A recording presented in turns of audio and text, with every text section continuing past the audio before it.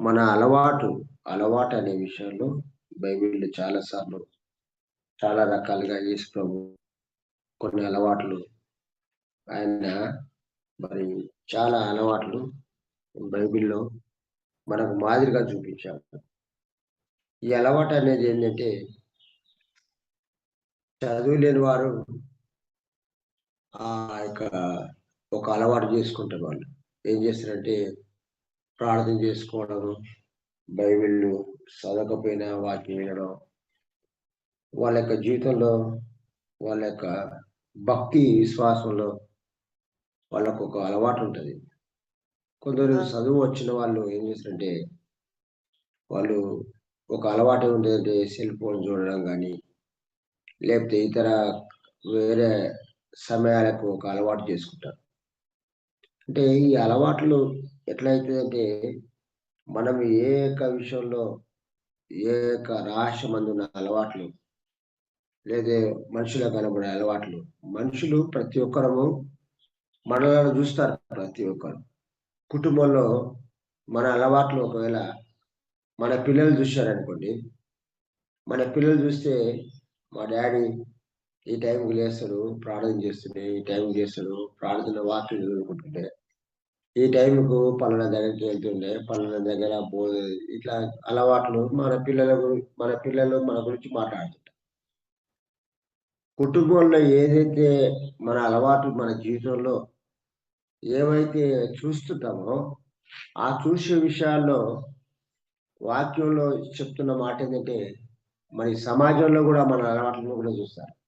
యేసు ప్రభుని యొక్క విషయంలో చూస్తే ఆయన అలవాటు, ఆయన వాడుక, ఆయన వాడుక చొప్పున ప్రతిసారి ఆయన యొక్క వాక్యంలో చూస్తే చూడండి, మరి ఆయన యొక్క వాడుక, ఆయన యొక్క అలవాటు ఏమున్నాయో కొన్ని మనం ప్రభు యొక్క వాక్యంలో మనం చూసుకుందాం.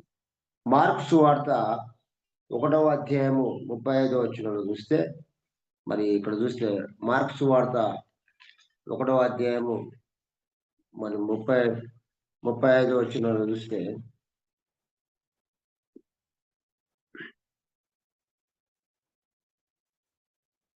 ఆయన పెదల కాడనే లేచి ఇక నుంచి చాలా చీకటి అయి ఉండగానే బయలుదేరి అరణ్య ప్రదేశంలోకి వెళ్ళి అక్కడ ప్రార్థన చేయుచుండెను.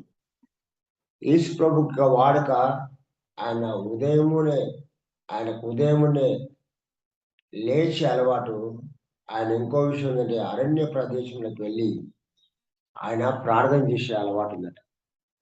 ఆయన మోకాళ్ళ నుంచి ఆయన తండ్రితో సావాసం చేసే వాడుక అలవాటు ఉందట.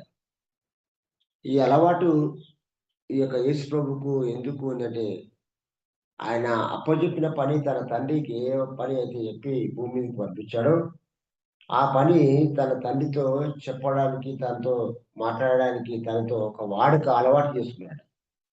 అలవాటు చేసుకున్న ఆ యొక్క అలవాటు ఆయన యొక్క మోకాళ్ళ యొక్క ప్రార్థన ఆ అరణ్యంలో చేస్తున్నప్పుడు, ఆయన మోకాళ్ళ యొక్క ప్రార్థన, ఆయన యొక్క తండ్రితో మాట్లాడుతున్న మాట, మరి ఆయన యొక్క జీవితంలో ఏం చేస్తుందంటే, అది ప్రతిరోజు ఒక అలవాటు చేసుకున్నాడు. ఒకాయన దైవ సేవకుడు గుటన్ బార్క్ అనేటాయన ఒకాయన, ఆయనకు ఆయన యొక్క దేవుని సేవకుడుగా ఆయన యొక్క జీవితంలో జీవిత చరిత్ర చదివితే, ఆయన యొక్క మోకాళ్ళ యొక్క ప్రార్థన చేస్తున్నప్పుడంట ఒంటె మరి మోకాళ్ళు ఎలాగా మరి గట్టిపడినవో అట్లా కాలయ్యాయట ఆయన. మరి ఈరోజు మన యొక్క జీవితంలో గూడా మన యొక్క అలవాటు ఈ రోజులలో మన యొక్క సంఘాల్లో గాని, మన కుటుంబాల్లో గాని, మన మోకాళ్ళ ప్రార్థన. నీ మోకాళ్ళు నల్లబడితే నీ ముఖం తెల్లబడతదని. మోకాళ్ళ ప్రార్థన. దేవుని యొక్క సన్నిధిలో ఈరోజు చాలా సార్లు మన సంఘాల్లో ఏంటంటే ఒక కుర్చీ లేకపోతే కూర్చొని ప్రార్థన చేసే అలవాటు లేదు. అలవాటు ఎట్లా అయిపోయిందంటే ఒక ఫ్యాషన్ లాగా అయిపోయింది. ఫ్యాషన్ డిజైన్ లాగా అయిపోయింది. ఎటైపోయిందంటే చర్చిలకొచ్చి కుర్చీ కూర్చుంటేనే తప్ప, మరి ఆ కుర్చీ మీద కూర్చొని ప్రార్థన చేస్తుంది తప్ప, ఇక అలవాటే అయిపోయింది. కానీ యేసు ప్రభు ఆ యొక్క అలవాటు ఏంటంటే, ఆయన అరుణోదయమునే లేచి, ఆయన యొక్క జీవితంలో ఆయన యొక్క వాడుక ఏంటంటే, మోకాళ్ళ యొక్క ప్రార్థన. తన జీవితంలో ఎంతగానో గొప్పగా మరి ప్రపంచానంతా కదిలించేదిగా ఉంటుంది. ఈరోజు భక్తుల యొక్క ప్రార్థనలు కూడా చాలా మంది భక్తుల ప్రార్థనలు, ఈరోజు మోకాళ్ళ ప్రార్థనలు, మరి దేవుని యొక్క సన్నిధిలో మనం దేవుని యొక్క రాజ్యంలోనికి మనం ఏం తీసుకొని పోలే గాని మన మోకాళ్ళ యొక్క గుర్తులే తీసుకొని పోతామని ఒక భక్తుడు చెప్తాడు. నీ మోకాలు నలబడితే నీ ముఖం తెల్లబడుతుంది. నీ మోకాళ్ళ ప్రార్థన ప్రభు సన్నిధానంలో, ప్రభు యొక్క రాజ్యంలో, దేవుని సన్నిధిలో ఏమైతే అంటే అక్కడ దేవుని స్తుతించే ఆ యొక్క గుంపులో ఉన్నప్పుడు మనం చేసే ప్రార్థనలు, ఆ యొక్క స్తుతి యాగమే దేవునికి అర్పణ బలిగా ఉంటున్నది. అయితే ఇక్కడ ఆ యొక్క సత్యం కాదు గానీ యేసుప్రభు యొక్క వాడుక ఏందంటే, మరి ఆయన అరణ్య ప్రాంతంలోకెళ్ళి ఉదయంనే అరుణోదయంనే పెద్దల కాడనే లేచి ఆయనకొక వాడుక ఉండేది. ఆయన శిష్యులు కూడా అయ్యా మరి ఆయనను కనుక్కొని పోవడానికి ఏంటంటే ఆయన అరణ్యంలోనే ఉంటాడని ఆయన తెలుసుకున్నారు. మన యొక్క జీవితంలో కూడా మనం ఉదయం లేవగానే మనం మరి యొక్క ఆ యొక్క జూమ్‌లో మనం పాల్పొందుతున్న మన ప్రార్థన, మోక్కాళ్ళ యొక్క ప్రార్థన ఉండాలని మరి దేవుడు తెలియజేస్తున్నాడు. ఇంకో రెండవది ఏంటంటే యేసుప్రభు యొక్క వాడుక ఏంటంటే మార్కు సువార్త, లూకా సువార్త 4 అధ్యాయం 16 వచనంలో చూస్తే ఇక్కడ చూస్తే మొదటిగానేమో ఆయన మోక్కాళ్ళ యొక్క వాడుక ప్రార్థనుండే. రెండవదిగా చూస్తే లూకా సువార్త 4 అధ్యాయంలో చూస్తే ఇక్కడ చూస్తే 4 అధ్యాయము 16 వచనంలో చూస్తే ఇక్కడ చూస్తాం.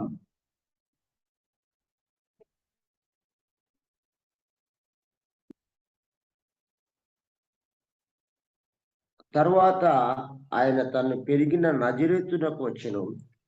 తన వాడుక చొప్పున విశ్రాంతి దినమందు సమాజ మందిరంలోకి వెళ్ళి చదువుటకైనను నిల్చుండగా చూడండి ఇక్కడ దేవుడు తన వాడుక చొప్పున ప్రతిరోజు బైబిల్ చదివే అలవాటు ఉందట. ఎక్కడంటే తన స్వదేశంలో తన యొక్క నజరేతులో పుట్టిన యొక్క వాడుక చొప్పున ప్రతిరోజు బైబిల్ యొక్క ధ్యానం చేసేవాడండి. బైబిల్ యొక్క మందిరంలోనికెళ్ళి ఆయన యొక్క వాడుక ఏందంటే మందిరంలో బోధించుటకు, చదువుటకు ఆయన తీర్మానం చేసుకున్న వాడుక ఉందట. ఈరోజు మన యొక్క జీవితంలో బైబిల్ మరి వాస్తవికంగా ఈరోజు క్రైస్తవులుగా ఏం చేస్తున్నామంటే మరి ఒక సేవకునిగా రోజుకు 5 అధ్యాయాలు చదవాలనింది. ఒక సేవకుడు, ఒక దేవుని బిడ్డలు ప్రతిరోజు ఒక 5 మందికి సువార్త చెప్పాలనుంది.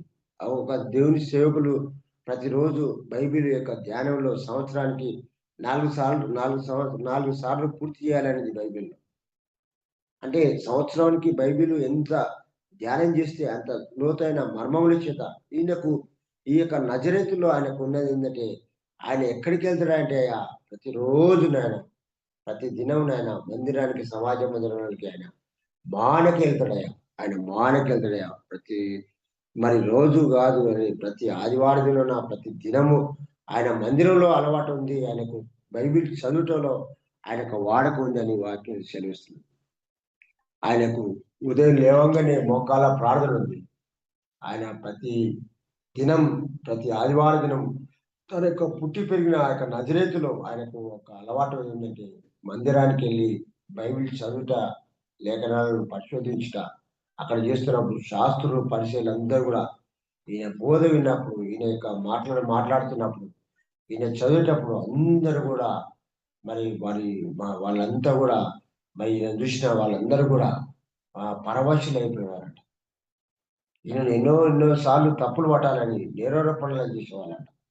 మనము గూడా దేవుని యొక్క ఆత్మీయతలో ఎదుగుతున్నప్పుడు మనకు నేరారోపణలు వస్తుంటాయి. అవమానాలు వస్తుంటాయి.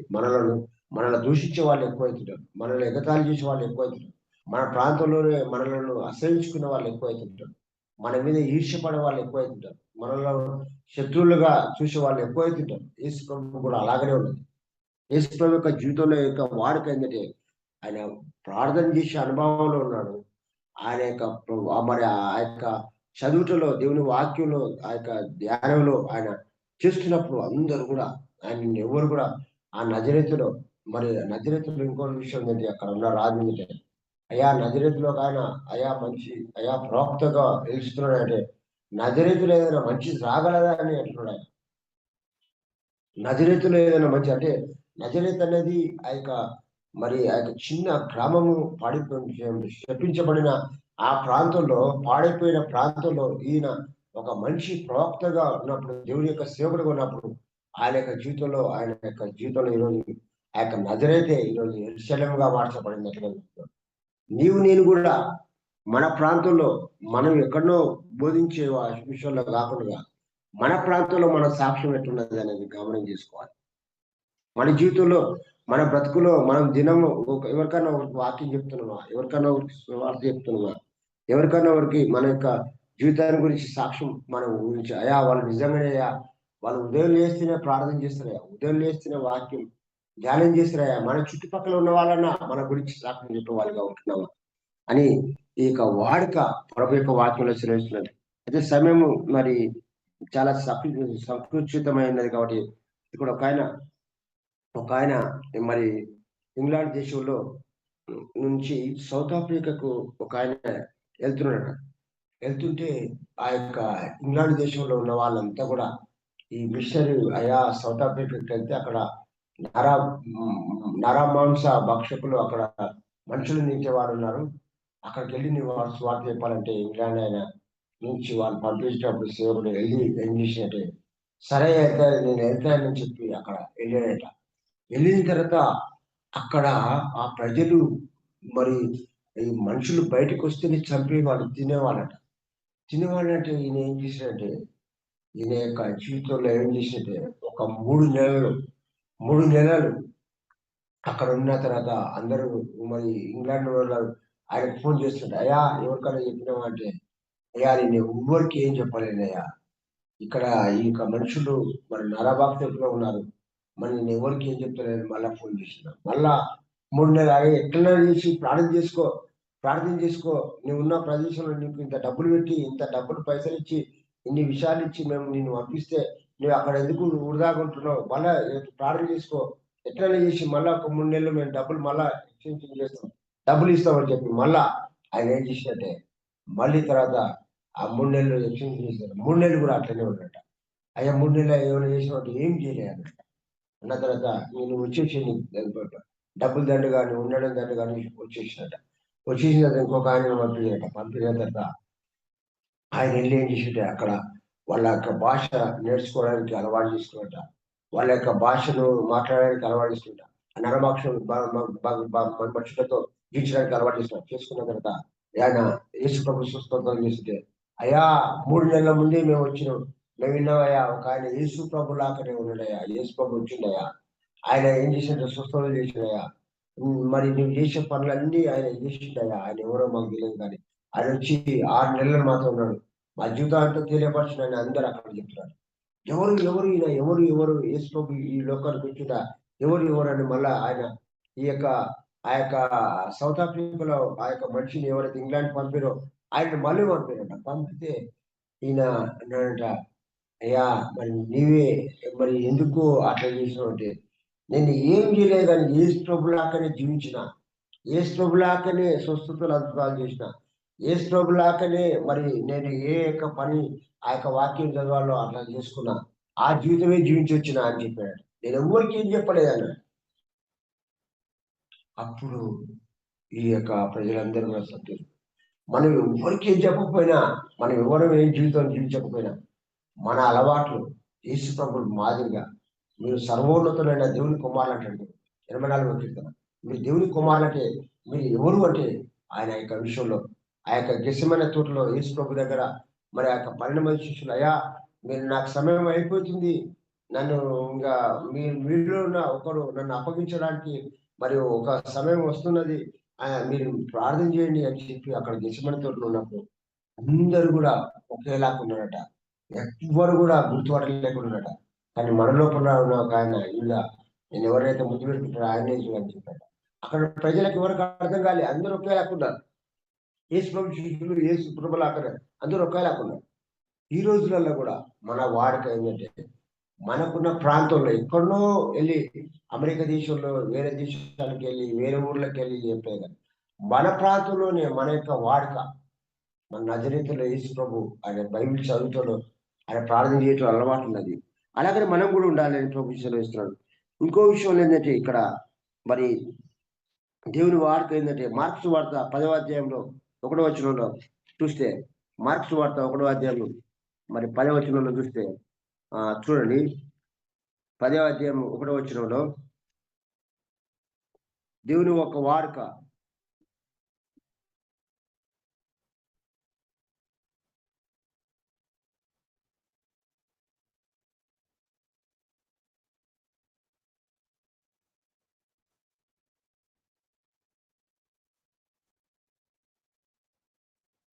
ఆయన అక్కడ నుండి లేచి యూదయ ప్రాంతమునకు యోర్దాను నదికి వచ్చెను. జనసమూహం తిరిగి ఆయన ఎదుకు తిరిగి వచ్చిన ఆయన తన వాడుక చొప్పున మరలా బోధించుచుండెను. ఇక్కడ చూడండి, ఆయన వాడుక చొప్పున ఏం చేసినట్టే దేవుని మొదటిగా ఆయన ప్రార్థన చేసే అలవాటు ఉన్నది, బైబిల్ చదవడం అలవాటు ఉన్నది, తర్వాత ఆయన బోధించే అలవాటు ఉన్నదట. ఎక్కడికి వెళ్తే కూడా అక్కడ ఆయన యొక్క బోధ ఎక్కడ కూడా చేయకుండా ఉండలేదట. ఎక్కడికి వెళ్ళినా శాస్త్ర పరిచయలు మీరు సున్నం కొట్టిన సమాధి లేకుండా మీరు కొద్దిమీద పుదీనలో ఇస్తారు కాదని చెప్పి ఇట్లాగా అనేక బిడలకు అనేక విషయాలుగా ఆయన బోధించి ఆయన వాదోపవాదం చేత మరి మరి దేవుని యొక్క వాక్యాన్ని ఎక్కడ కూడా ప్రకటించకుండా ఉండలేదట. ఆయన యొక్క వాడుక ప్రతిరోజు ఎవరికైనా ఒకరికి సువార్త చెప్పాలి. ప్రతిరోజు గ్రామాలకు వెళ్ళేవాళ్ళు, ప్రతిరోజు నశించిపోయిన వాళ్ళ దగ్గరికి వెళ్ళాలి, పాడైపోయిన వాళ్ళ దగ్గరికి వెళ్ళాలి. ఆయన యొక్క వాడుక ఉన్నదట. ఈరోజు సేవకులుగా దేవుని బిడ్డలుగా మనం ఎంతమందికి సువార్త చెప్తున్నాం ప్రతిరోజు. మనం ఒక అలవాటు, ఒక వాడుక. ఒకవేళ ఉద్యోగంలో ఉంటే మన ఉద్యోగస్తుల దగ్గర, మన యొక్క కొలీగ్స్ దగ్గర, మన యొక్క బంధువుల దగ్గర, మన రక్త సంబంధాల దగ్గర, మన శరీర సంబంధాల దగ్గర మన యొక్క వాడుక ఏమున్నది? ప్రభు యొక్క వాక్యంలో ధ్యానం చేస్తున్నాం. వాక్యంలో చెప్తున్న మాట ఏంటంటే, ఇక్కడ దేవుని యొక్క వాక్యంలో తన వాడుక చొప్పున ప్రతిరోజు ఆయన ఏం చేస్తున్నట్టే, మరి ఆయన 3.5 సంవత్సరాలు బ్రతికిన ఆయన జీవితంలో ప్రపంచాన్ని అంతా కదిలించేదిగా ఆయన యొక్క జీవితాన్ని ఆయన వాడుక చొప్పున అలవాటు చేసుకున్నట్ట. ఒక ఆయన అమెరికా దేశానికి ఇద్దరు భార్య భర్తలు వెళ్తున్నాడు. వెళ్తుంటే ఆ వెళుతున్న సమయంలో ఏం చేసిన, అయ్యా పనివానికి ఇంటికాడ పనివానికి చెప్తున్నాడు, అయ్యా మేము అన్ని వస్తువులు తీసుకొని పోలేము కానీ అమెరికా దేశానికి మా దగ్గర ఒక బ్రాచ్లెట్ మరి ఒక నక్సలెస్ ఉన్నది, ఆ యొక్క బంగారము విలువైనది ఉన్నది, ఆ యొక్క బంగారం తీసుకుపోవాలంటే మాకు ఆ యొక్క ట్రైన్లో ఆ యొక్క మరి ఆ యొక్క ఏరోప్లేన్ లో పర్మిషన్ లేదు. నీకు పనివారిగా చెప్తున్నాను, నువ్వు మంచి నమ్మకస్తుడు, నీ మీద మాకు నమ్మకం ఉంది. ఈ ఇల్లంతా కావాలండు, ఈ బంగారాన్ని కూడా, ఈ దీన్ని కూడా నువ్వు కాపాడు. నువ్వు వచ్చే ఒక నెల అవుతుందో లేదా 6 నెలలు అవుతుందో ఆ నెలల వరకు నువ్వు ఇక్కడనే ఉండు, నీకేం కావాలని ఇస్తావు అని చెప్పి ఒక పర్యాలు చెప్పిపోతున్నాడు. చెప్పిపోతుంటే, అమ్మా సరే అమ్మా మంచిదమ్మా, మరి మీరు వెళ్ళే వరకు మీ ఇల్లుని కాపాడతా, బంగారం కూడా కాపాడతా అని చెప్పి ఆ యొక్క బంగారం ఆ యొక్క ఇంటి కావలివాడు, ఆ యొక్క పనివాడు ఆయన ఏం చేస్తుంటే ప్రతిరోజు ఆ యొక్క ఇల్లును చూస్తున్నాడట, రాత్రి పగలు కాపాడుతున్నట. భోజనం తినక మానేసిన, భోజనం తింటే కూడా ఎవరైనా దొంగలు వస్తున్నారని చూస్తున్నారట, భోజనం సరిగ్గా తింటా. భార్య పిల్లలట, ఎందుకు తిని ఏం కాదు, నువ్వు ఇంటి ముందు ఉన్నావు అంటే భోజనం టైంలో ఎవరైనా వచ్చి మళ్ళా దాన్ని తీసుకోకపోతే నా యజమానులకు నేను ఏం చెప్పాలని చెప్పి ఈయన రోజు రోజు రోజు రోజు భోజనం తిన్నట్లు నీళ్ళు తాగనట్లు అట్లా మరి రోజు అవుతుంటారు. వీళ్ళ పిల్లలు భార్య కుటుంబం అంతా కూడా ఎందుకు పక్కన చిక్కిపోతున్నావు, ఏం కాదు తిను, మేము కూడా కావాలను అంటే రాత్రి పగలకు దానికి ఇల్లు కావాలి అట్లనే ఉన్నాడు. మరి వాళ్ళ అమెరికా నుంచి ఫోన్ చేస్తుంటే ఆయన మంచిగా ఉన్నామన్నట. అయ్యా ఈ నెల అయిపోయింది, ఇంకా మాకు 6 నెలలు అయింది, 6 నెలల వరకు అట్లనే కావాలన్నట. ఈ బక్కగా అయిపోయినట, చిక్కిపోయినట, రాత్రి పగలు నిద్ర లేక తిండి సరిగ్గా సమయం లేక ఉంటే 6 నెలల తర్వాత వాళ్ళు వచ్చినట. ఎందుకు అయ్యా మరి అన్ని నువ్వు వస్తువులు అన్ని కూడా అట్టే ఉండేవి, ఎట్లా అన్నట్టే నేను రాత్రి పగలు అయ్యా అన్నం తినకుండా కావాలి అట్లనే కాస్తున్నాయా అని చెప్పి ఎందుకు చూస్తే పక్క చిక్కిపోయినట. మరి ఎందుకురా అన్నం తినొద్దా, ఏం చేద్దా, లేదయ్యా నువ్వు అప్పచెప్పిన పని నమ్మకంగా నేను రాత్రి పగలు నేను నా యొక్క ఆహారం మాని, నా యొక్క నిద్ర మాని, నేను దీనికోసమే నువ్వు ఏదైతే ఇంట్లో బంగారం పెట్టో దానికోసమే చూసుకుంటున్నాయా అని చెప్పాడు యజమాను. అప్పుడు యజమానుడు అంట, ఎంత నమ్మకం, ఎంత నీతిమంతుడవరా, అప్పచెప్పిన పని నమ్మకంగా. మనం కూడా ఈ రోజులలో మనకు దేవుడు ఒక బాధ్యత అప్పచెప్పాడు, మనం దేవుని యొక్క సేవకులుగా దేవుని బిడ్డలుగా ఈరోజు నశించిపోయే ఆత్మ పట్ల మనకు ఒక భారం ఇచ్చాడు. మన భారం మన మనుషులతో కాకుండా అధ్యక్ష పదవుల కోసం ఈ లోకంలో పోగొడబడి మనల్ని ఏదో అన్ని విషయాల్లో మనుషులు మెప్పు పొందుతున్నాం అనే విషయాలు కాదు. మన దగ్గర మన పరలోకంలో మనకు బహుమానం ఉన్నదట. ఇక్కడ ఎంత శ్రమ పడుతున్నామో ప్రభు యొక్క వాడుక ఆయన ఈ లోకంలో యేసు బోధించకుండా ఎప్పుడు కూడా ఒక్కరోజు కూడా లేడంట. ప్రతిరోజు బోధిస్తున్నాడట. మన యొక్క జీవితంలో కూడా అలాగ ఉండాలని ప్రభు యొక్క వాక్యం చేస్తున్నాడు. అయితే మరి ఇంకో లాస్ట్ మాట నేను చెప్పి ముగిస్తాను. మరి లూకాసు వార్త 22వ అధ్యాయం 39వ వచనంలో మరి తన వాడుక చొప్పున ఏం చేశాడంటే ఇక్కడ చూడండి. ఆయన వాడుక చొప్పున ఆయన ఒలివ కొండకు వెళ్ళి ఆయన మోకాళ్ళ నుంచి ప్రార్థన చేసే అలవాటు ఉందట ఆయన. మరి ఇక్కడ చూడండి లూకాసు వార్త 22వ అధ్యాయం 39వ వచనంలో మరి లూకాసు వార్త 22వ అధ్యాయం 39వ వచనంలో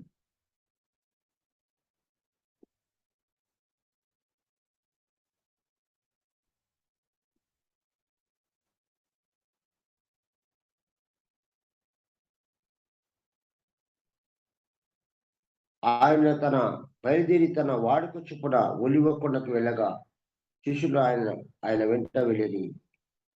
చూడండి ఆయన ఒలివ కొండల వెళ్ళి ఆయన చేసే విషయం ఏంటంటే ఆయన మోకాలుండి ఆయన ప్రార్థన చేసే అలవాటు. ముందుగా ఆయన వాడికి ఏంటంటే అరణ్య ప్రదేశంలోకి వెళ్ళి ప్రార్థన చేసే అలవాటు ఉన్నది. మరి దేవుని యొక్క వాక్యంలో చెలవిస్తున్న మాట ఏంటంటే రెండవదిగా ఆయన వాడుక చొప్పున మరి ఆయన యొక్క మరి ఆ యొక్క జీవితంలో మరి ఆ యొక్క ప్రార్థన చేసే అలవాటు ఉన్నది.